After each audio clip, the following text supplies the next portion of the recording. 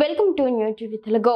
మాజీ మంత్రి వైసీపీ నేత పెద్దిరెడ్డి రామచంద్రారెడ్డి అటవీ భూములను ఆక్రమించారంటూ డిప్యూటీ సీఎం పవన్ కళ్యాణ్ చేసిన ఆరోపణల వ్యవహారం ఏపీ రాజకీయాల్లో తీవ్ర దుమారం రేపుతోంది.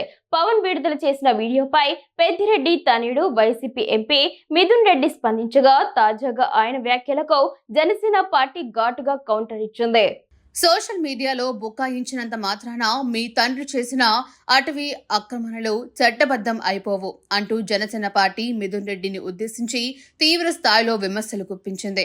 1968 నాటి మంగళంపేట ఫారెస్ట్ గెజెట్ ప్రకారం 76 ఎకరాలుగా ఉన్న భూమి 103 ఎకరాల 98 సెంట్లకు ఎలా పెరిగిందో చెప్పాలని సూటిగా ప్రశ్నించింది. మొత్తం 32 ఎకరాల 63 సెంట్ల అటవీ భూమిని కబ్జా చేశారని ఆరోపిస్తూ ఈ విషయాన్ని తండ్రి రామచంద్రారెడ్డిని అడిగి తెలుసుకోవాలని హితవు పలికింది. చట్టం నుంచి తప్పించుకోవడం కబ్జా చేసినంత సులభం కాదని జనసేన హెచ్చరించింది. తమ నాయకుడు పవన్ కళ్యాణ్ ప్రజల కోసం పనిచేసే వ్యక్తి అని, పెద్దిరెడ్డి కుటుంబం ఏం చేస్తుందో ప్రజలందరికీ తెలుసునని పేర్కొంది. అలాంటి మీరు కూడా మా నాయకుడిని విమర్శించడమా అంటూ జనసేన పార్టీ మండిపడింది.